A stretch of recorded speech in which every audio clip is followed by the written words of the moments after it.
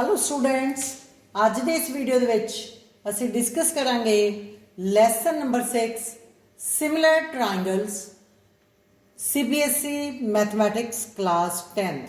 Question is the perimeter of two similar triangles ABC and LMN are 60 centimeter and 48 centimeter respectively.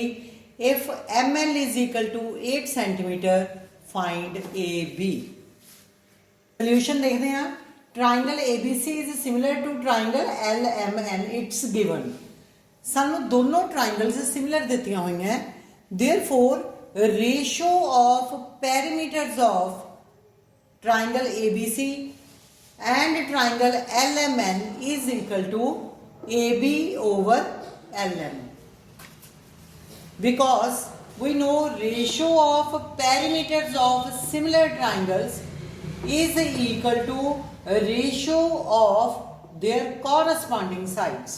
ਤਾਂ ਇੱਕ side ਤੇ ਆਪਾਂ ਲਗਾ ਦੇਣਾ ਹੈ perimeter of triangle ABC over perimeter of triangle LMN is equal to दूसरी side ਤੇ ਆਪਾਂ ਲੈ ਲੈਣਾ ਹੈ side AB over LM। corresponding sides ਦਾ ਕੀ ਮਤਲਬ ਹੈ कि अगर ये दोनों ट्राइंगल्स सिमिलर है तो इन्होंने कॉरस्पॉन्डिंग साइड्स कॉरस्पॉन्डिंग मीनिंग अगर आप AB लवांगे तो दूसरी साइड LM लेनी है, अगर साइड BC लवांगे तो दूसरी ट्राइंगल की साइड MN लेनी है, अगर असी पहली ट्राइंगल की साइड AC लवांगे तो दूजी दी ट्राइंगल की साइड NL लवांगे। So according to our question perimeter of triangle ABC over perimeter of triangle LMN is equal to AB over LM। ਹੁਣ ਆਪਾਂ ਇਸ ਵਿੱਚ ਵੈਲਿਊਜ਼ ਫਿਲ ਕਰ ਦੇਣੀ ਹੈ। Perimeter of triangle ABC is equal to 60 cm and perimeter of triangle LMN is equal to 48 cm। AB ਨੂੰ ਆਪਾਂ as it is ਲਿਖ ਲੈਣਾ ਹੈ because we are going to find AB and substitute value of LM the value 8 ਲਗਾ ਲਈ, ਫਿਰ ਆਪਾਂ ਇਹਨਾਂ ਨੂੰ ਕੈਂਸਲ ਕਰ ਲੈਣਾ ਹੈ तो AB की वैल्यू फाइंड कर लेनी है। AB is equal to 10 cm। So it's very simple question, you must try to remember its basics. I hope all of you will be able to understand this question. So dear students, next question देखते हैं। ABD is a right triangle right angled at A and AC perpendicular BD find AB square. तो बेटा इस question को solve करने का सब तो फस्ट मैथड की है, आप क्वेश्चन को देखना है AB स्क्वेयर आप फाइंड करना है।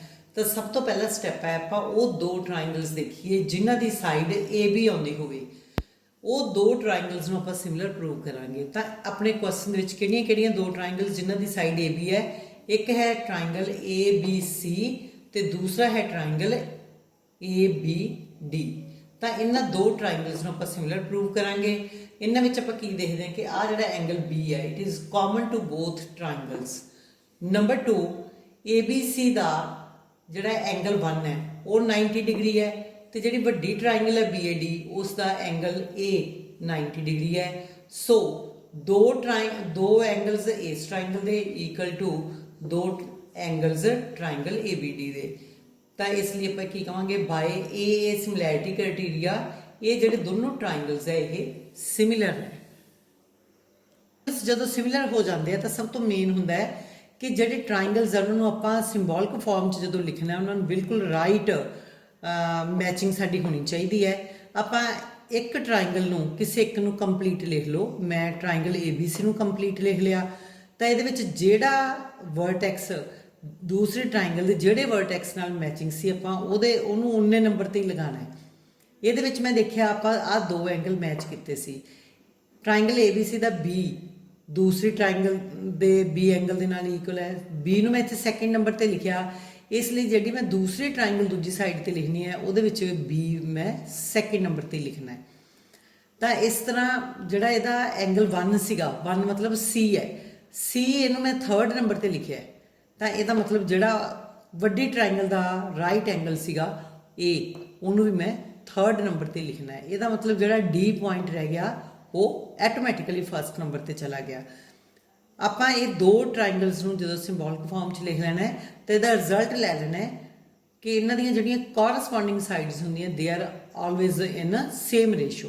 तो A B over D B equal to B C over B equal to A C over D ये आपां किवें लैंदे आ, पहलियां दो फिर पिछलियां दो तो फिर पहली तो थर्ड लैके आपां ये पेयरिंग करते हैं। उस तो अगला स्टैप है कि सानू चाहिए सी ए बी स्केयर। आपां देखिया इहदे विच ए बी है, इहदे विच ए बी है, ये दो साडे काम दियां, इन्हां दोनों नूं लैके आपां क्रॉस मल्टीप्लाई कर लेना है। तो A B square is equal to D B into B C which is our required answer. यदि सानू जरूरत नहीं है सो इनू आपां कंसीडर नहीं करना, छड्ड देना है। Next question number 3, in triangle PQR angle R is equal to 46 degree, T is equal to 46 degree, ST is equal to length of ST is equal to X, length of TP C, length of RT B, length of RQ is equal to A. Our question is express X in terms of A, B and C. So dear students, बहुत ही easy question है ये। In triangle PQR and in triangle PST, we see that angle P is common to both the triangles and angle T is equal to angle R. Both are equal. That's why triangle PST similar to triangle PQR by AA similarity criteria लग गया इहदे विच। तां जदों दो triangle similar है तो it मीनस इन्हां दीयां कॉरस्पॉन्डिंग साइड्स है जिहड़ियां दे आर इन सेम रेशो। तो इहदी जिहड़ी ट्रायंगल दी side P T over P R equal to S T over Q R. तो आपां नूं तीसरी साइड उधर वाली लैण दी कोई जरूरत ही नहीं, क्योंकि साडे कोल आ कंपोनेंट हैगे, इन्हां दी असीं वैल्यूज फिल कर लांगे।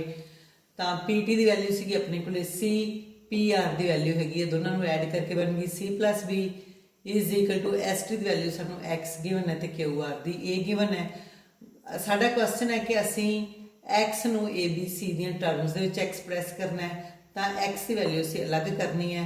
तो ए नू आपां इधर लै जाएंगे, मल्टीप्लाई हो गया तो X is equal to A C over B plus C which is our required answer.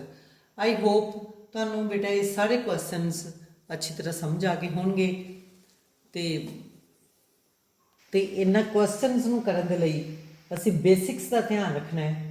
Mainly है जदों ट्रायंगल्स सिमिलर हुंदियां तां उन्हां नूं आपां सिंबॉलिक फॉर्म दे विच किस तरीके लिखना है, जिहड़े कि मैं तुहानूं ऑलरेडी क्वेश्चन दे विच दस दित्ते है। आई होप तुहानूं ये सारे अच्छी तरह समझ आ गए होणगे। So dear students, press bell icon to subscribe my channel. Also like this video as it's motivation for me. Thank you. Have a nice day.